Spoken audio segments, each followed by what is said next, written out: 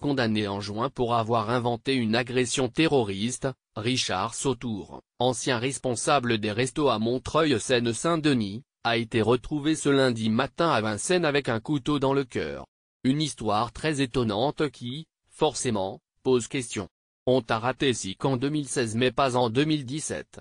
Allah Akbar K93 et voilà ce qui était écrit sur la feuille que Richard Sautour tenait dans sa bouche ce lundi matin quand il s'est effondré dans son restaurant préféré de Vincennes, un couteau planté dans le cœur.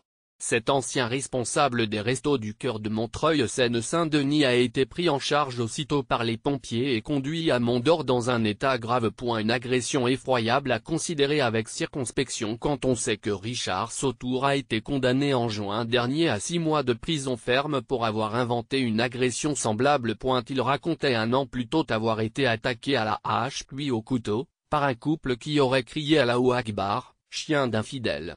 Et de présenter aux policiers un cercueil en carton qu'il avait reçu plus tôt et où était écrit chien infidèle.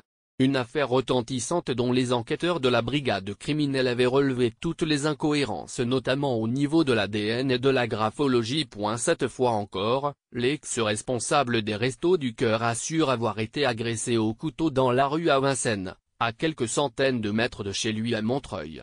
Des individus l'auraient attaqué avenue de Fontenay avant de lui fourrer dans la bouche ce message d'avertissement. Vers 7h30, il se réfugie dans le restaurant où il vient manger 3 fois par semaine.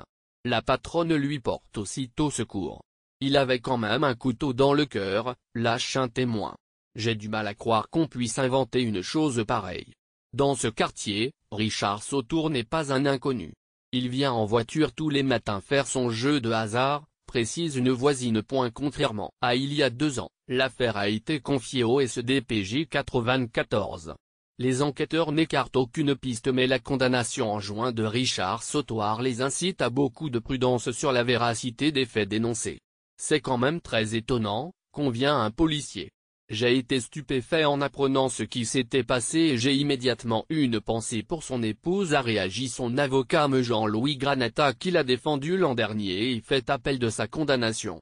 Il ne m'avait pas fait part d'éléments laissant penser que sa vie était en danger. Il venait tout juste de rentrer de vacances et nous devions nous voir ces jours-ci pour préparer l'audience devant la cour d'appel. Il avait été très abattu par la décision du tribunal de Bobigny-NDLR qu'il avait condamné mais il était prêt à se battre. Son avocat qui a toujours cru en sa version des faits l'avait trouvé, la semaine dernière, encore dans un état d'esprit stable et équilibré.